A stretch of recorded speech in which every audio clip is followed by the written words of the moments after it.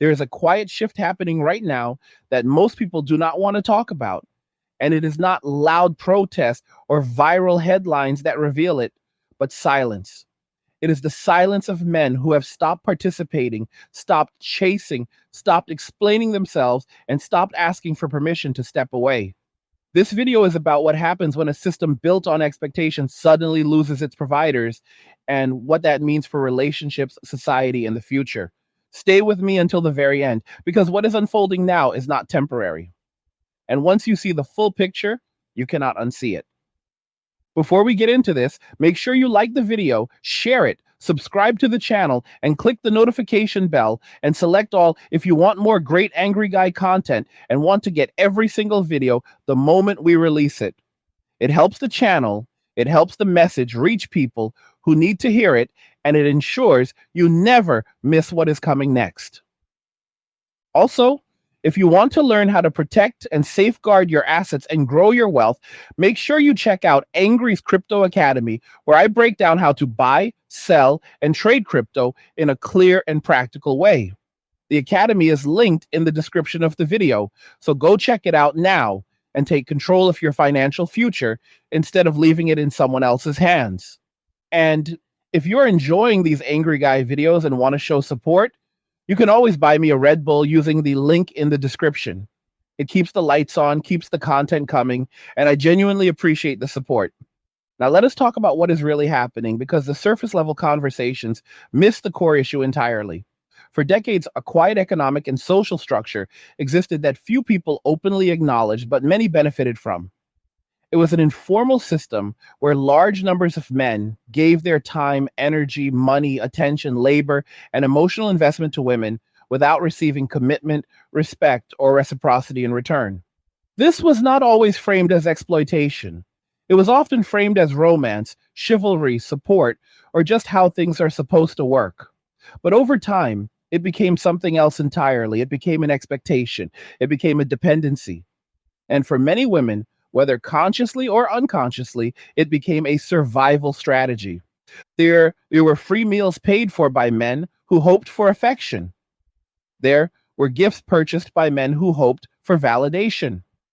There was rent help, bill assistance, rides, favors, repairs, emotional labor, and an endless unpaid effort offered by men who were told that this was what being a good man meant. At the same time, these same men were increasingly told that they were not enough, not doing enough, and not allowed to expect anything in return. They were told that their value was conditional, that their presence was optional, and that their needs were burdensome. Many men accepted this narrative for years because they were taught that questioning it made them selfish, weak, or problematic. But something changed, slowly at first. Then all at once, men began to notice patterns they could no longer ignore. They noticed that the affection was transactional, but the obligations were one sided. They noticed that respect was demanded, but rarely given. They noticed that accountability flowed in only one direction. And they noticed that the moment they stopped providing, the tone changed. Gratitude turned into resentment. Indifference turned into anger. Expectation turned into accusation. That was the moment many men realized they were not valued as people, but as utilities. What we are seeing now is the collapse of what can only be described as the simp economy, a system where the contributions of men were taken for granted, mocked, or dismissed, yet relied upon for stability. As more men refuse to participate in this system, the consequences are becoming impossible to hide. Many women who structured their lives around male provision without partnership are now struggling financially. Some are facing housing insecurity. Some are falling into debt. Some are discovering that independent slogans do not pay rent when the informal support network disappears. And instead of asking how this system was built or why it failed, many are asking why men are not stepping back in to save it. The uncomfortable truth is that many of these men were never truly wanted. They were useful. They were convenient. They were resources. And when men finally accepted that reality, they made a choice that shocked everyone who assumed they would never leave. They walked away, not with shouting or protest, but with silence. They stopped dating. They stopped chasing relationships. They stopped offering free labor and emotional energy. They chose solitude, peace, and self preservation over constant negotiation for basic respect. This is where the damage becomes permanent because walking away is not a phase for these men, it is a conclusion. Many men have openly stated that they will never return to dating or marriage, not because they hate women, but because the cost has become too high and the reward too uncertain. Relationships as they currently exist no longer feel like partnerships. They feel like trials with no appeals process. Every mistake is remembered, every effort is expected, every boundary is questioned, and every disagreement becomes an emotional minefield where logic has no power. For decades, men were told that they were the problem in every relational conflict. If something went wrong, they needed to change. They needed to do more. They needed to provide more, listen more, give more, sacrifice more. Meanwhile, women were elevated culturally as morally superior, emotionally advanced, and inherently deserving of care. Men were not told why this was true. They were simply told that it was. Over time, this narrative shaped expectations on both sides. Men internalized guilt and inadequacy. Women internalized entitlement and immunity from criticism. Eventually, the pressure became unbearable. Men realized that no amount of effort would ever be enough because the standard was not improvement, but submission. Men realized that they were not allowed to have boundaries without being labeled. They realized that disagreement was treated as hostility and silence was treated as guilt. They realized that arguments were not about resolution, but emotional dominance. And once men saw this clearly, something fundamental shifted. They stopped trying to win. They stopped trying to explain. They stopped trying to be understood. They chose peace instead. Many men now understand something that took years to accept, which is that you cannot resolve conflict with someone who argues primarily from emotion rather than facts. Facts feel cold to emotion. Emotion feels overwhelming to facts. The result is that men leave arguments drained, confused, and defeated, while women often leave feeling validated and energized. Over time, this imbalance creates exhaustion, and exhaustion leads to withdrawal. Withdrawal leads to disengagement. Disengagement leads to walking away. Men are no longer interested in being told they are the problem while being expected to solve everything. They are no longer interested in giving their value to systems, relationships, or people who openly state they do not need them, but privately rely on them. Many men have found something they were never allowed to prioritize before, which is peace. Peace and solitude, peace and simplicity, peace in living without constant judgment or expectation. As this shift accelerates, many women are discovering that independence without infrastructure is fragile. For years, the state replaced men as providers through social systems, workplace policies, and cultural messaging. Men were told they were no longer necessary. Women were told they were self sufficient, but now the state is financially strained. Inflation is rising, jobs are less stable, costs are higher, and the safety nets are thinning. Suddenly, the absence of men is not symbolic, it is material. Now there are calls for men to return, calls for partnership, calls for rebuilding, calls for family, calls for children. But these calls come after decades of dismissal, not before. They come after men were pushed out of public spaces, professional spaces, social spaces, and even casual spaces under the assumption that their presence was a threat rather than a contribution. Men responded not with rebellion, but with retreat. They stepped back. They stayed quiet. They let women have the society they said they wanted. Now the results are visible, and many men are not interested in reversing course. They are not angry. They are not bitter. They are done. They have adapted. They have built lives that do not require approval. They have reduced their needs. They have stopped chasing validation. And when someone finds peace after years of stress, It is very difficult to convince them to return to chaos. Some men no longer even desire intimacy, not because they lack drive, but because intimacy was turned into leverage. Hey guys, in a world pushing you to own nothing and be happy, crypto is your key to survival. Join Angry's Crypto Academy to master buying, selling, and trading crypto. Make huge profits and safeguard your wealth. Plus, discover the one crypto virtually no one is talking about, poised to create new millionaires in the upcoming bull run. The link is in the description of the video below. Go check it out now. When something meaningful becomes conditional, it loses its meaning. When something personal becomes risky, it becomes avoidable. Men now weigh outcomes, they assess risk, they protect themselves. This is not hatred, it is self preservation. The irony is that many women continue to act confused by this shift while also refusing to examine their role in creating it. They dance in the aftermath while demanding restoration. They insist nothing has changed while experiencing the consequences of everything changing. Trust, once broken at scale, does not regenerate easily.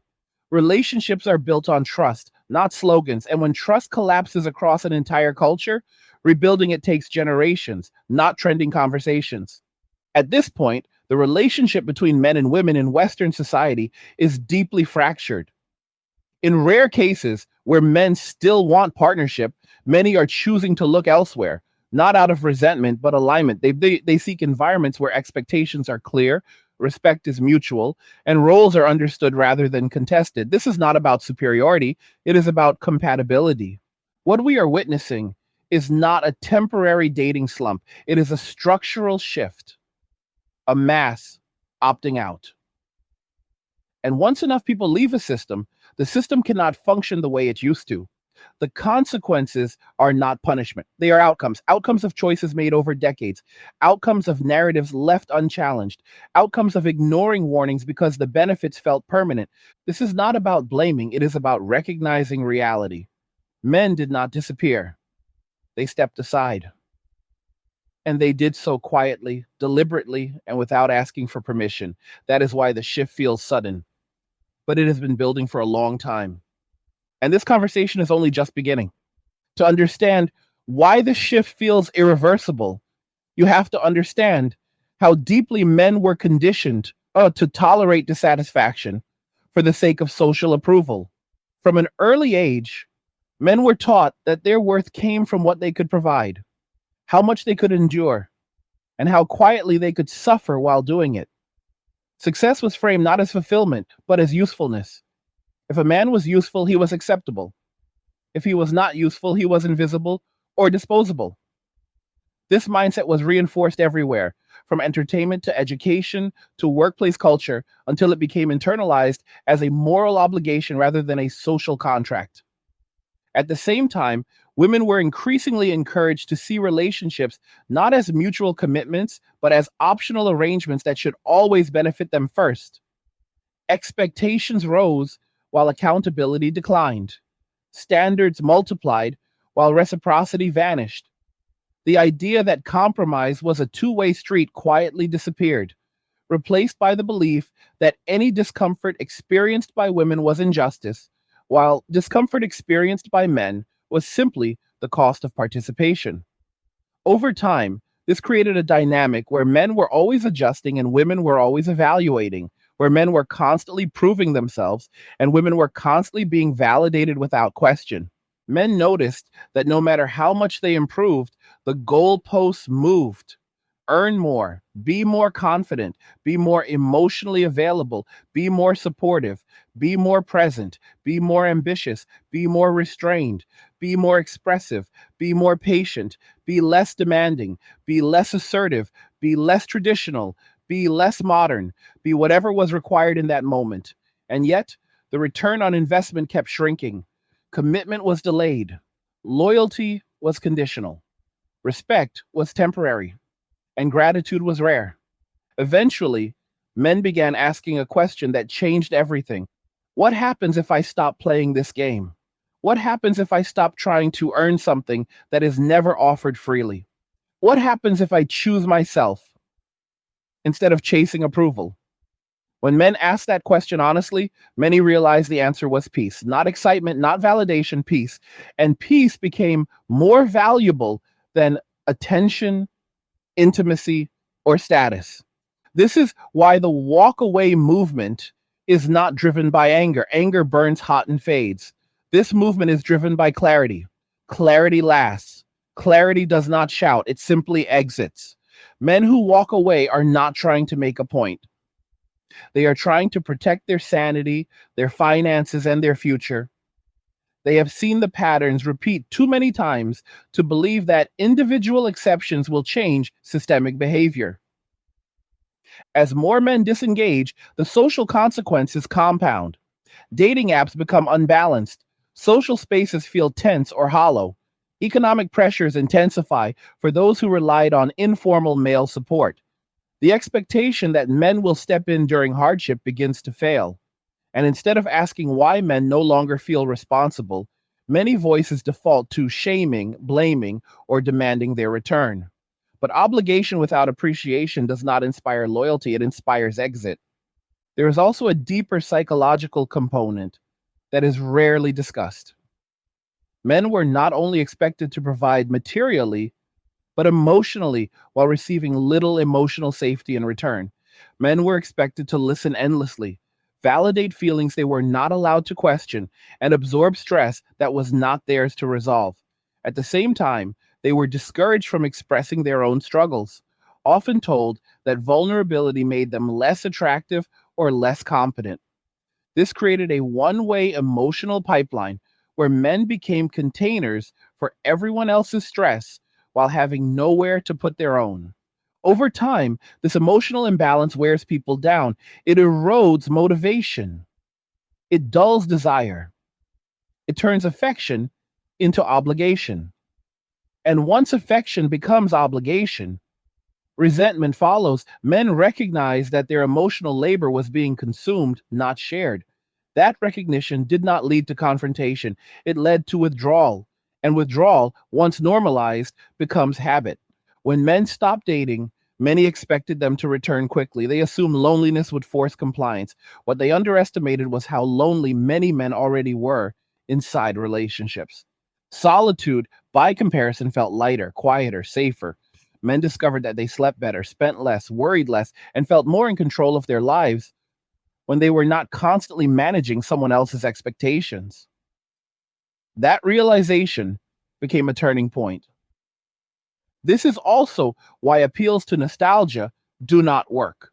Invoking tradition, family values, or shared history rings hollow when men remember being told those same values were outdated or oppressive. You cannot discard someone's role and then demand they resume it when conditions worsen. Trust does not function like a switch. Once turned off, it does not flick back on simply because it is convenient. The economic layer of the shift is especially important. For years, dual narratives existed. On one hand, men were told they were no longer needed as providers. On the other hand, they were still expected to provide when things became difficult. That contradiction held as long as resources were plentiful. Now, with rising costs and shrinking safety nets, contradictions become crises. When the informal support men once offered disappears, gaps become visible, and visibility forces uncomfortable conversations. Many women are now facing realities they were not prepared for, not because they are incapable, but because they were encouraged to believe support would always be there. When that support evaporates, the adjustment is harsh, and instead of asking how to adapt independently, some look outward, searching for someone to blame or rescue them. But the men they once relied on have already left the building. This is not cruelty, it is consequence. A system built on unequal exchange will eventually collapse when one side stops participating. That is what is happening now. And the longer it is denied, the more damage accumulates. It is also important to understand that men did not leave because they dislike women. Many men still care deeply. That makes the decision harder, not easier. But caring without boundaries leads to depletion, and depleted people cannot sustain systems. Men chose to preserve themselves because no one else was going to do it for them. The idea that men will return once conditions improve misunderstands the nature of the shift. This is not a strike, it is a migration. Men have moved toward lives that require less explanation, less justification, and less emotional taxation. They invest in hobbies, fitness, learning, business, and personal growth. They build smaller, more stable circles. They reduce exposure to chaos. They prioritize predictability over passion. And once that lifestyle stabilizes, it becomes the new normal.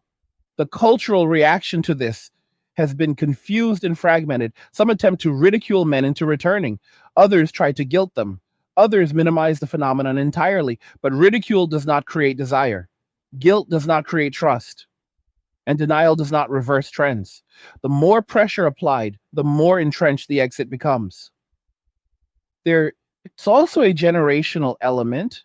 Younger men are watching older men disengage and learning from it. They are observing outcomes rather than promises. They are less likely to accept narratives that demand sacrifice without security. They are more cautious, more selective, more aware of long term risk. This means the trend is likely to accelerate, not slow. At the same time, many women are still operating under assumptions that no longer apply. They assume male attention will always be available. They assume economic support will always materialize. They assume men will adapt endlessly. But adaptation has limits, and those limits have been reached. What makes this moment historically significant is that it represents a break in social continuity. For centuries, men and women adjusted to each other through gradual negotiation. What we are seeing now is a rupture, a mass withdrawal without replacement. And when foundational roles disappear faster than new ones are established, instability follows. This does not mean relationships are impossible. It means the old model is finished, and pretending otherwise only delays necessary change. Rebuilding trust would require honesty, accountability, and mutual respect, not slogans or performative gestures. It would require acknowledging harm without defensiveness and recognizing that men have legitimate grievances without dismissing them. That kind of reckoning is rare, and until it happens, distance will remain. Men understand this intuitively. That is why they are not waiting. They are not negotiating. They are not holding out hope. They are building lives that function regardless of whether society approves. And in doing so, they are quietly reshaping the future. This is why the silence matters. Silence is not absence, it is decision. And millions of men have made theirs. What makes this situation even more difficult to reverse is that many men now understand something that was once invisible to them, which is that social pressure is only powerful when you believe you have something to gain by complying with it. For generations, men were told that fulfillment, meaning, and status all came from participation in relationships, marriage, and family structures. Those promises acted like gravity, pulling men back in even when the experience itself was damaging. But once enough men experienced those structures and found them hollow, the gravitational pull weakened. When the promised reward does not arrive, belief collapses. And once belief collapses, obligation follows it out the door. Men are now evaluating their lives through a different lens. They ask whether a choice adds stability or removes it. They ask whether a relationship increases peace or introduces chaos. They ask whether effort is reciprocated or simply absorbed. These are practical questions, not ideological ones. Men are no longer willing to gamble years of their lives on the hope that things might improve if they just try harder. Hope without evidence is no longer persuasive. Results are what matter now. This shift has also exposed how much of modern dating culture relied on male tolerance rather than mutual satisfaction. Many dynamics only worked because men were willing to endure imbalance. When that endurance disappears, the structure collapses. This is why there is such visible confusion. People are trying to diagnose the problem without acknowledging the foundation that supported it. They focus on symptoms rather than causes. They ask why men are disengaged without examining why men stayed engaged for so long in the first place. For years, men were encouraged to believe that their dissatisfaction was a personal failing. If they were unhappy, it was because they were insecure, immature, or unwilling to grow. Rarely was the system itself questioned. Rarely was it acknowledged that constant self sacrifice without appreciation erodes even the strongest person. When men finally questioned the system, they did not do so loudly. They did so privately, comparing experiences, noticing patterns, and drawing conclusions that could no longer be ignored. This is why attempts to shame men back into participation fail so consistently. Shame only works on people who believe they owe something. Men who have walked away no longer feel indebted, they feel released. And once a person feels released from an obligation, external pressure loses its force. You cannot shame someone into caring about a system they no longer believe in. There's also a misunderstanding about loneliness that fuels many arguments against men who choose solitude. Loneliness is framed as the ultimate threat, the inevitable punishment for opting out. But what is overlooked is that loneliness inside a relationship is far more damaging than loneliness in solitude. When men were partnered but unseen, unheard, and unappreciated, loneliness felt suffocating. Solitude, by comparison, feels honest. It may be quiet, but it is not deceptive. Men know where they stand with solitude. There are no shifting expectations or hidden conditions. As men adjusted to this reality, many discovered that their mental health improved when they reduced exposure to constant emotional volatility. Stress levels dropped, focus increased, physical health improved, finances stabilized, time became their own again. These tangible improvements reinforce the decision to stay disengaged. Once someone experiences measurable gains from a lifestyle change, reversing it becomes unlikely. Meanwhile, many cultural narratives continue to lag behind reality. They still assume men are motivated primarily by approval, intimacy, or status. They underestimate the power of peace. Peace is not glamorous, it does not trend, but it is addictive. And men who have tasted it after years of tension are not eager to give it up. This also explains why appeals framed as urgency or crisis do not resonate. When told that society needs men to step up, many men respond internally with a simple question: step up into what?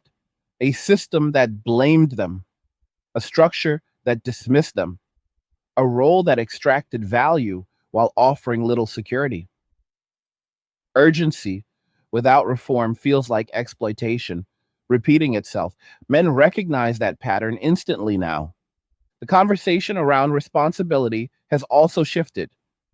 Responsibility once meant obligation to others at personal cost. Now, it increasingly means responsibility to oneself. Men are prioritizing their long term well being over short term validation. They are planning for futures that do not depend on unpredictable dynamics. They are building resilience rather than chasing approval. That is a fundamental change in orientation, and it does not reverse easily. Another factor that cannot be ignored is the erosion of trust. Trust is not built through declarations, it is built through constant behavior over time. Many men feel that trust was broken repeatedly and without accountability. Promises were made and retracted. Expectations were raised and enforced selectively.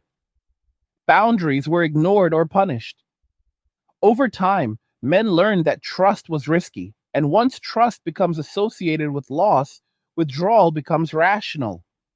This erosion of trust also affects the willingness to start over. Even when men encounter individuals who seem different, they weigh probabilities rather than possibilities.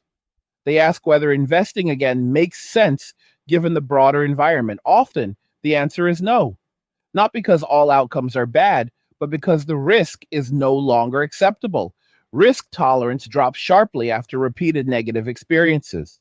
That is human nature. Younger men are absorbing these lessons early. They are watching older men navigate divorce, financial loss, emotional exhaustion, and social dismissal. They are drawing conclusions before stepping into the same patterns. This preemptive withdrawal is one of the reasons the shift feels generational. It is not just reaction, it is prevention. At the same time, many women are still being encouraged to double down on strategies that no longer work.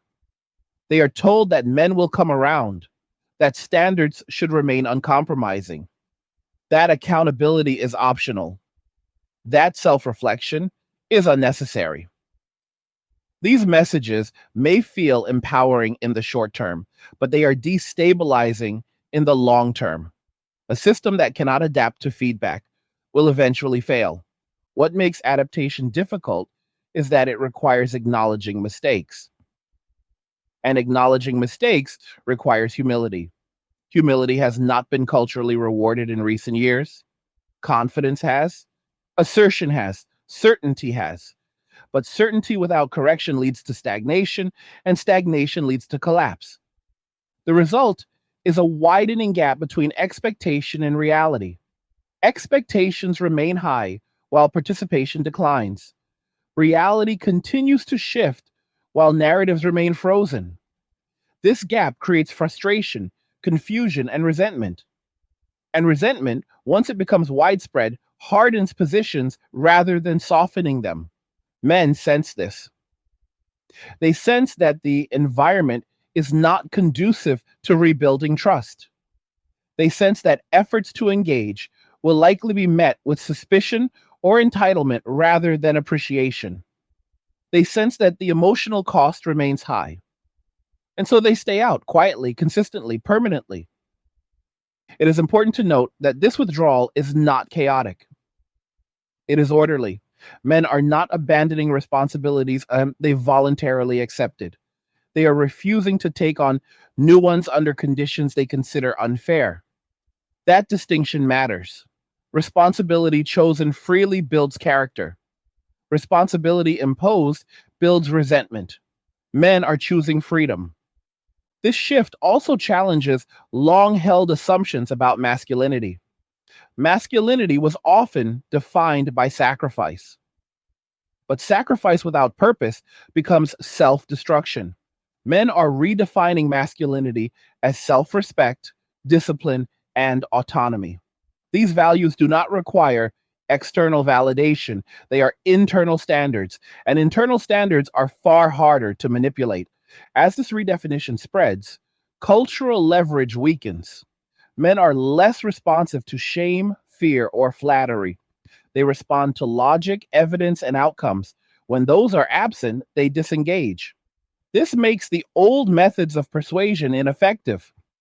The broader implication is that society must confront a reality it avoided for a long time, which is that men are not an unlimited resource.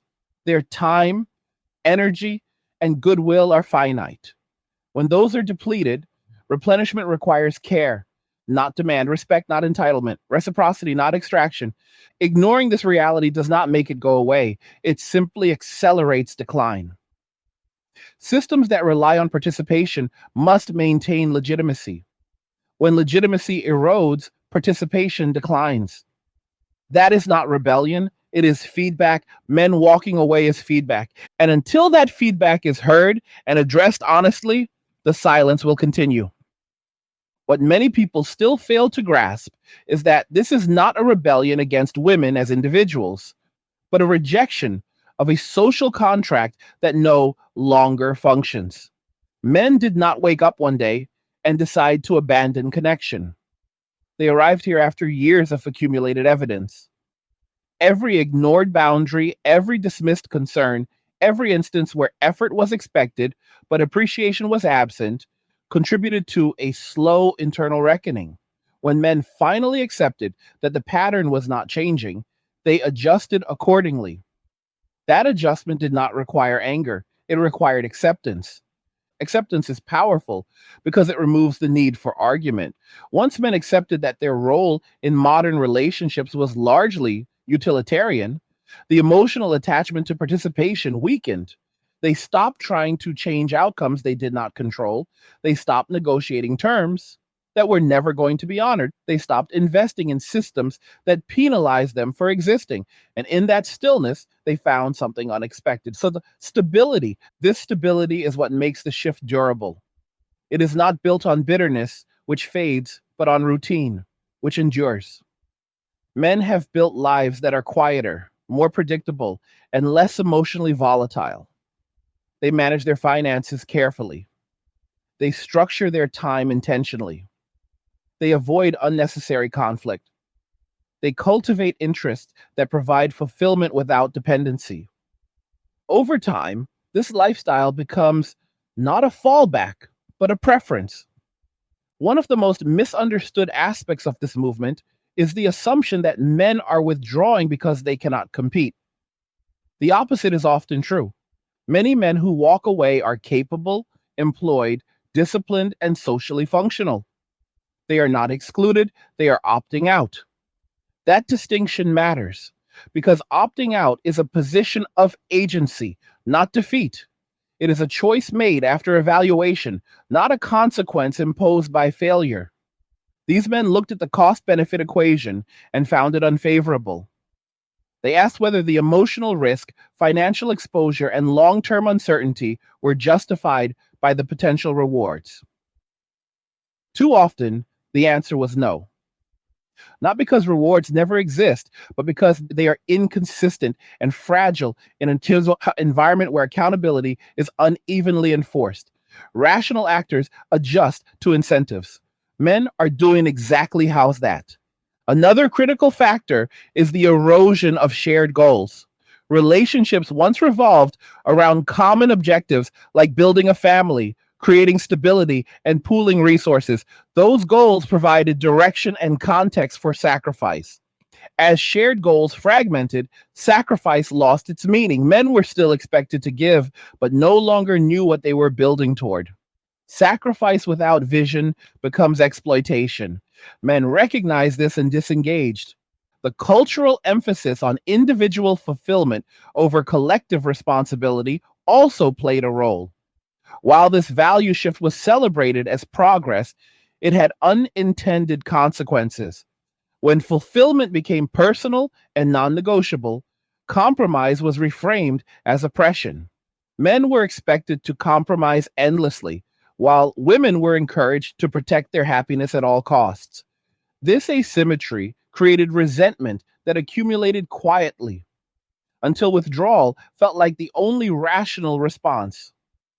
Men also noticed that apologies flowed in one direction, accountability flowed in one direction, expectations flowed in one direction. Over time, this created an imbalance that could not be resolved through communication alone. Communication only works when both parties are willing to self examine. When self examination is discouraged on one side, communication becomes performance rather than resolution. As men stepped back, many were surprised by how little resistance they encountered from within themselves. The fear that solitude would be unbearable turned out to be exaggerated. Solitude was manageable. It was peaceful. It was free of constant evaluation. Men realized that they did not miss the conflict, the emotional labor, or the instability. They missed the idea of connection, not the reality they experienced. Once they separated the two, the attachment loosened. This realization spread through quiet conversations, online communities, and shared experiences. Men compared notes. They noticed similarities across different backgrounds and cultures. The patterns were consistent enough to confirm that the issue was not individual incompatibility, but systemic dysfunction. Once that conclusion solidified, the motivation to return evaporated. The economic implications of the shift continued to unfold. When men stopped subsidizing lifestyles through informal support, consumption patterns change, spending decreases, Housing arrangements shift, dependency becomes visible. Systems that relied on invisible male labor begin to strain. These effects ripple outward, impacting markets, social services, and cultural norms. At the same time, men are reallocating resources toward themselves. They invest in skills, health, and long term security. They build buffers against uncertainty. They prioritize ownership over appearance. This reallocation strengthens individual resilience while weakening systems built on extraction. It is a redistribution of effort away from social maintenance and toward personal sustainability. The response to this redistribution has been mixed. Some acknowledge the need for change. Others deny the legitimacy of men's experiences. Others attempt to shame men by framing withdrawal as selfish or immature. But these narratives fail to account for the reality that men were told for years to prioritize themselves, then criticized when they actually did. Men internalized that advice. They took responsibility for their own well being. They stopped outsourcing meaning to external validation. And once that internal shift occurred, external pressure lost its power. There's also a growing recognition that modern discourse often pathologized normal male behavior. Assertiveness was labeled aggression, boundaries were labeled control, silence was labeled avoidance. Over time, men learned that expressing themselves carried risk. Withdrawal reduced that risk. When participation becomes dangerous to one's reputation or livelihood, disengagement becomes self defense. This dynamic explains why many men now avoid not just relationships, but public social interaction altogether. They minimize exposure. They choose environments where rules are clear and consequences are predictable. They prefer transactional interactions over emotional ambiguity. This is not because they lack depth, but because depth has been punished rather than rewarded. Another overlooked factor is time. Men understand that time is their most valuable asset. Years invested in unstable relationships represent opportunity cost. Men are no longer willing to spend prime years navigating uncertainty. They want clarity.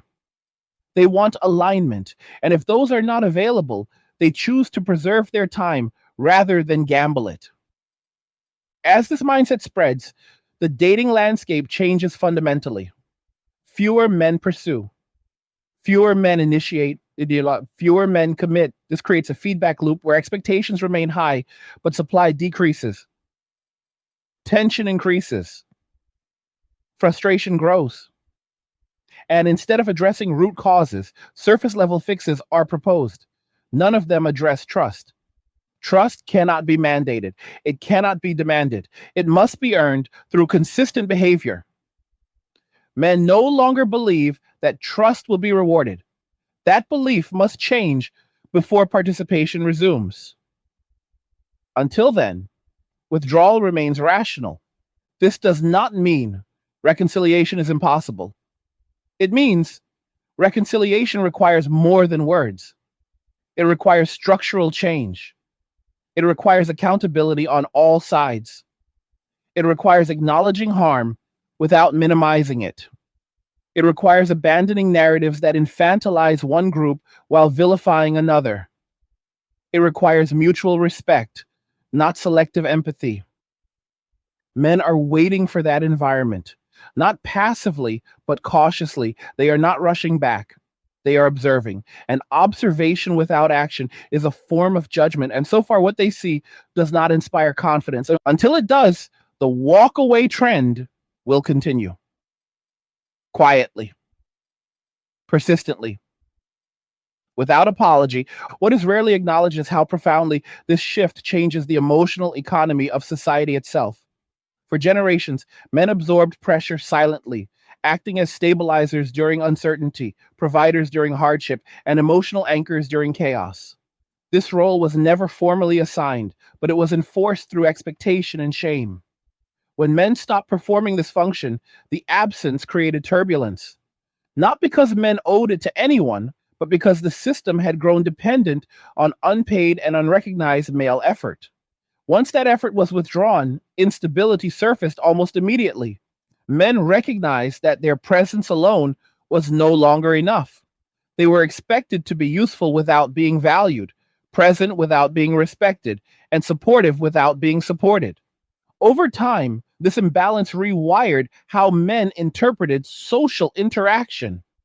Where they once saw opportunity for a connection, they now saw liability. Where they once saw partnership, they now saw risk. That shift did not come from ideology, but from lived experience, repeated often enough to become undeniable. Another layer of this transformation lies in how conflict was handled. Men noticed that conflict resolution had been replaced by emotional escalation. Discussions were no longer about understanding, but about winning validation. When facts were introduced, they were dismissed as insensitive. When boundaries were set, they were treated as threats. When men disengaged from arguments to avoid escalation, they were accused of avoidance.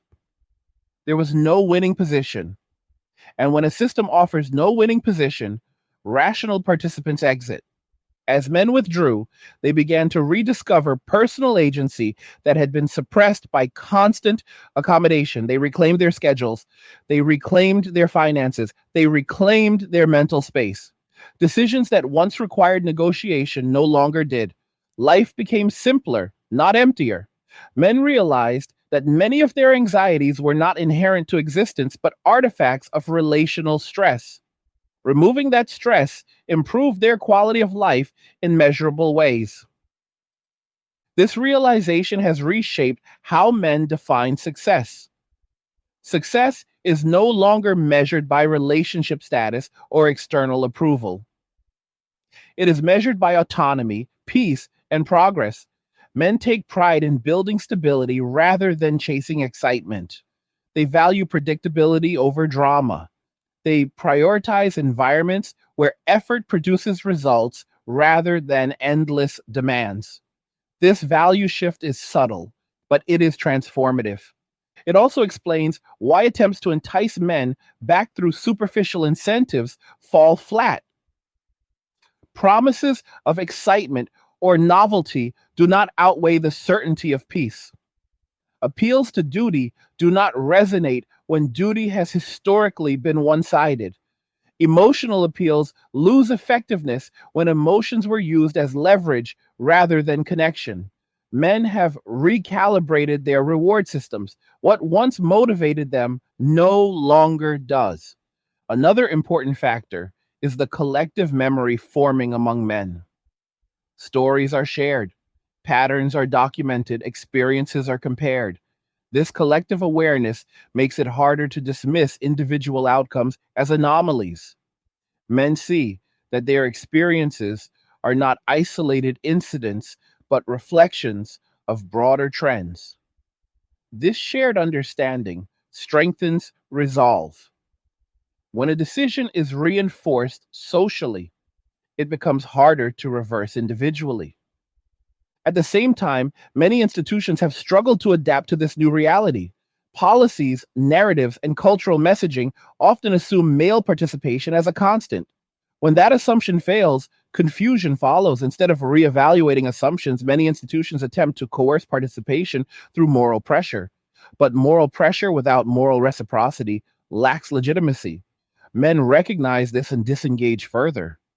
The long term consequences of this disengagement are still unfolding.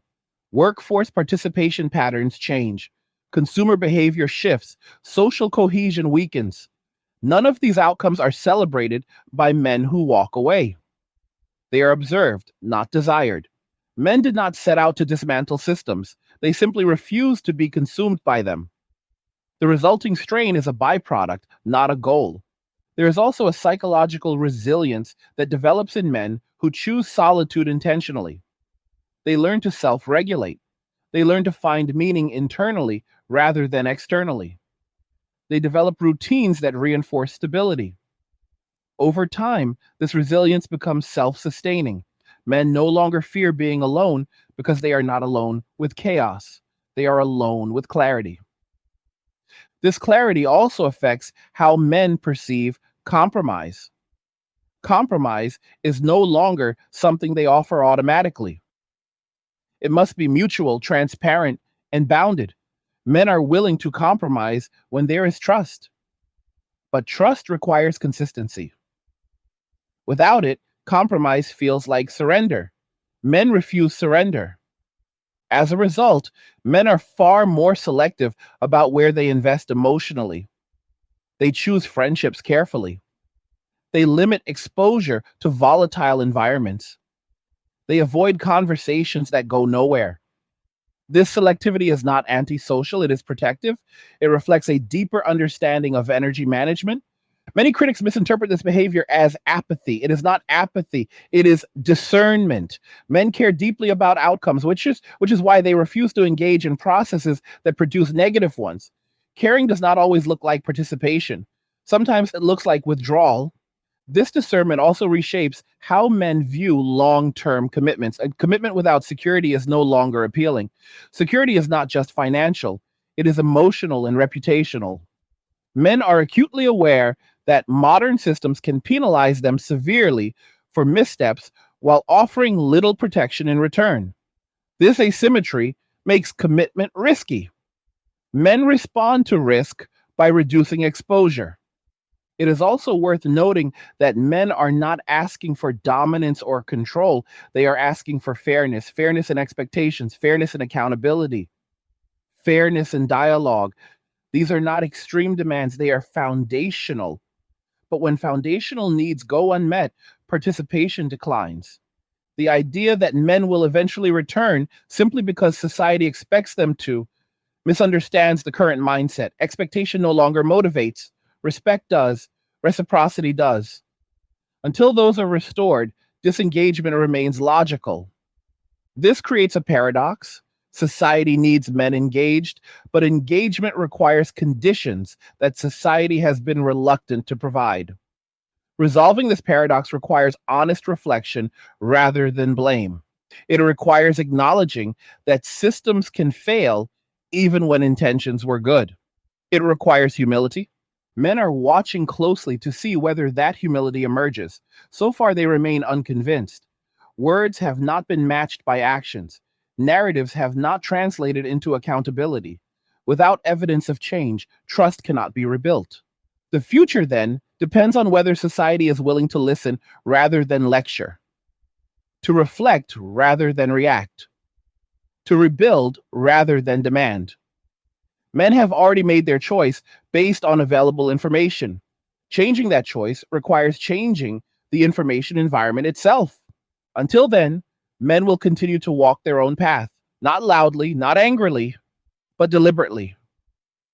And that deliberate silence will continue to shape outcomes in ways that cannot be ignored. What has quietly unsettled many observers is how calm men have become about this decision. There is no mass outrage, no visible protest, no dramatic ultimatums. There is simply a steady absence. Men are not asking for permission to leave, and they are not seeking validation for staying gone. That calm is often mistaken for indifference, but it is actually a resolve. Resolve formed after years of internal debate, disappointment, and reassessment. When a decision follows that kind of process, it does not unravel easily. Men understand now that stability is not something you negotiate into existence.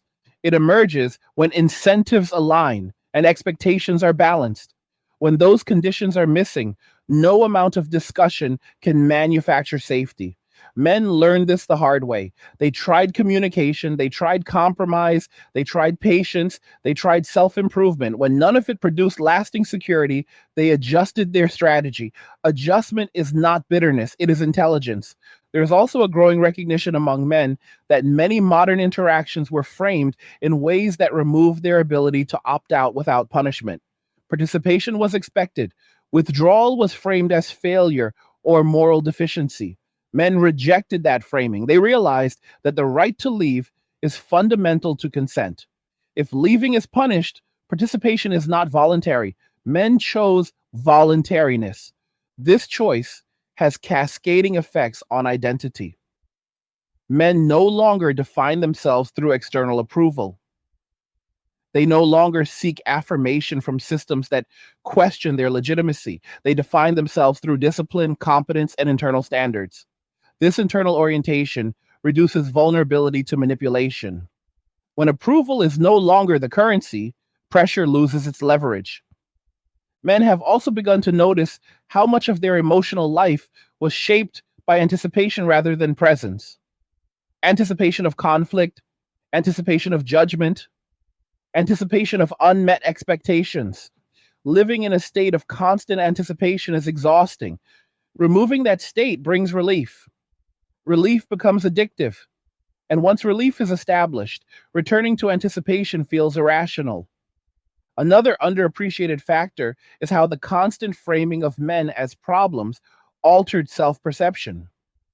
Over time, even confident men internalize doubt. They question their intentions. They second guess their words. They filtered their behavior excessively. This self monitoring created tension and reduced authenticity. Walking away removed the need for constant self surveillance.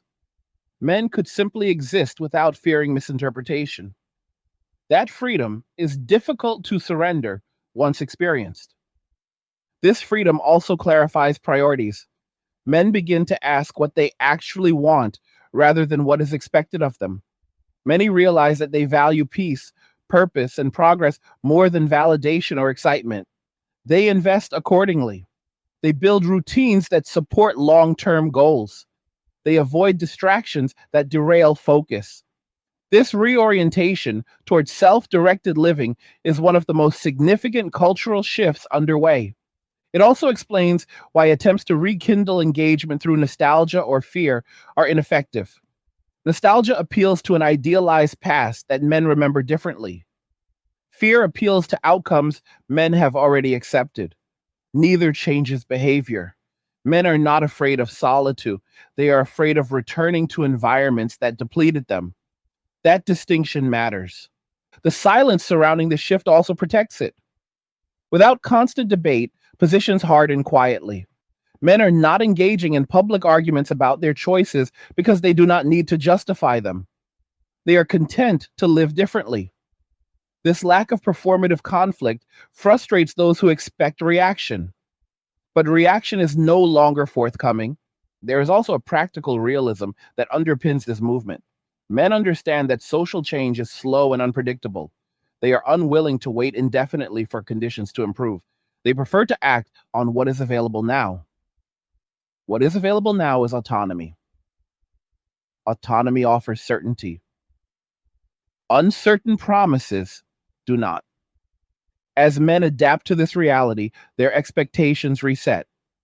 They no longer assume that partnership is necessary for fulfillment. They no longer see relationship status as a marker of success. They are comfortable being out of sync with cultural narratives. That comfort reduces a susceptibility to social pressure. This shift challenges many assumptions about human motivation. It reveals that people will endure hardship for connection, but only up to a point. When connection becomes a source of harm, self preservation takes precedence. Men have reached that threshold. Crossing it changes behavior permanently. It is important to understand that this is not a collective strategy organized by leaders or ideologues. It is an emergent behavior arising independently across millions of individuals. Emergent behaviors are difficult to reverse because they are not driven by centralized messaging. They are driven by shared experience. Shared experience is resilient. As this behavior normalizes, it influences expectations on both sides. Men entering adulthood now see withdrawal as an option rather than a failure. They are not bound by older scripts. They write their own. That generational transmission ensures continuity. Meanwhile, many conversations continue to focus on surface level fixes, encouraging men to open up more, encouraging women to adjust standards slightly, encouraging dialogue without addressing power imbalances. These approaches fail because they do not address trust. Trust is the foundation. Without it, no amount of communication matters. That men are acutely aware that trust, once broken, requires sustained effort to rebuild. They have not seen that effort materialize at scale. They see apologies without accountability, promises without follow through, messaging without reform. That gap reinforces disengagement. There is also a recognition that many institutions benefit from male participation while offering little in return. Men are reassessing their relationship with these institutions as well. They question whether participation aligns with their interests. When it does not, they disengage. This skepticism extends beyond relationships into work, politics, and community involvement. This broader disengagement has implications that extend far beyond dating. It affects civic participation, it affects innovation, it affects social cohesion. But again, these outcomes are not the goal, they are consequences. Consequences of systems that failed to adapt to feedback. Men are not celebrating these consequences. They are simply refusing to absorb the cost of maintaining systems that disregard them. Responsibility without representation is unsustainable. Men withdrew representation. Responsibility followed. As this reality becomes more visible, pressure will increase to reverse it. Calls will grow louder. Narratives will intensify. But volume does not equal persuasion. Men have learned to evaluate substance over sound. Without structural change, noise fades. Structural change requires acknowledging that men are not replaceable utilities. They are participants whose consent matters. That acknowledgement has been slow. Until it becomes genuine, disengagement remains the rational choice. Men understand that returning prematurely would reinforce the very dynamics they escaped. They are not willing to do that. They will wait, observe, and decide based on evidence, not rhetoric. This patience is another reason the shift feels unsettling. It lacks drama, it lacks spectacle. It is steady, and steady changes reshape landscapes more thoroughly than sudden shocks. The path forward, if one exists, requires rebuilding legitimacy. Legitimacy is earned through fairness, accountability, and mutual respect. It cannot be demanded, it must be demonstrated consistently over time. Men are watching, they are not rushing, they are not begging, they are not threatening, they are living their lives. And that quiet confidence speaks louder than any argument. As this chapter comes to a close, it is important to understand that what we are witnessing is not a temporary mood swing or a trend driven by novelty. It is a structural realignment rooted in long term observation and hard earned conclusions. Men did not arrive here lightly. They arrived here after years of effort, compromise, patience, and hope. When hope repeatedly failed to materialize into stability, they adjusted their expectations. And when expectations adjusted, behavior followed. This realignment has revealed a truth that many prefer not to confront, which is that relationships, like any system, only function when participation is voluntary and beneficial for all involved. When one side consistently bears the cost while the other holds the leverage, imbalance becomes inevitable. Men tolerated that imbalance longer than most people realize, not because it was fair, but because they believed endurance would eventually be rewarded. When that belief collapsed, endurance no longer made sense. The quiet nature of this withdrawal has been its most powerful feature. There were no dramatic exits or public declarations at first. There was simply a gradual reduction in effort. Men stopped initiating, stopped explaining, stopped justifying, stopped absorbing pressure that was not theirs to carry. Over time, that reduction became absence, and absence reshaped the landscape far more effectively than confrontation ever could. What remains now is a gap between expectation and reality. Expectations remain anchored in a past where male participation was assumed. Reality reflects a present where that assumption no longer holds. Bridging that gap requires more than messaging. It requires rethinking the foundations that created it. It requires acknowledging that men are not resources to be allocated, but individuals whose consent and well being matter. Many will attempt to interpret this shift through familiar lenses, labeling it as fear, immaturity, or resentment. Those interpretations miss the point. Fear avoids reality, immaturity avoids responsibility, resentment seeks revenge. What men are doing is none of these. They are choosing self preservation, they are choosing clarity, they are choosing environments where effort leads to outcomes rather than endless negotiation. This choice has consequences for everyone, not just men. It forces society to confront uncomfortable questions about dependency, accountability, and reciprocity. It challenges narratives that frame sacrifice as virtue without regard for balance. It exposes systems that relied on invisible labor while denying its value.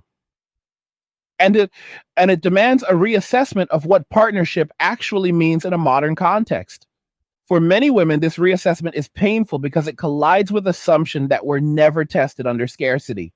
Independence felt secure when support was abundant. Now that abundance has diminished, resilience is being tested. Some will adapt, some will reflect, some will resist. The outcomes will vary, but the process is unavoidable. For men, the path forward is already underway. They are building lives that are quieter, more intentional, and less reactive. They are redefining fulfillment on their own terms. They are measuring success by stability rather than status, and they are doing so without demanding recognition or approval. That is why this movement does not announce itself. It simply continues. It is also why attempts to guilt men back into participation will continue to fail. Guilt relies on obligation. Obligation relies on belief in legitimacy. Legitimacy has been eroded. Rebuilding it requires actions, not accusations. It requires consistency, not campaigns, and it requires time. Time is the one resource men are no longer willing to gamble. They understand now that time invested under unstable conditions is time lost. They prefer to invest where returns are predictable. That preference will shape behavior for years to come.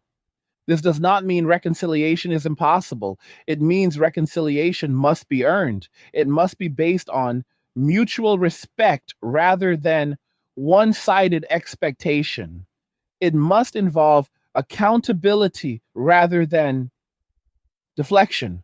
It must acknowledge harm without minimizing it.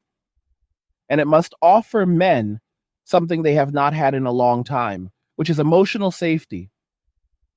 Until those conditions exist, men will continue to choose distance over involvement, not because they are closed off, but because they are discerning. Discernment is not hostility, it is wisdom gained through experience. The broader lesson here extends beyond relationships. It applies to any system that relies on participation without reciprocity. When people are told their concerns do not matter, but their contributions are mandatory, disengagement becomes inevitable. Men are simply ahead of the curve in recognizing this dynamic.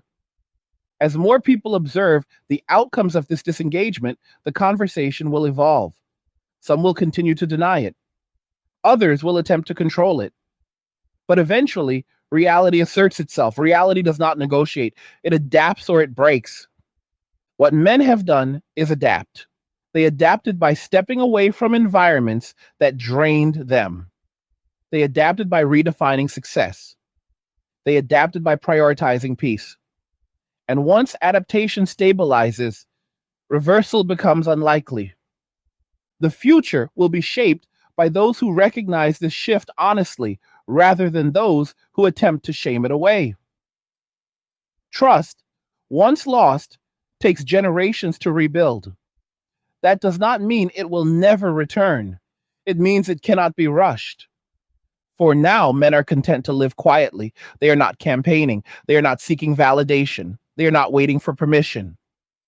They are simply living in a way that protects their well being.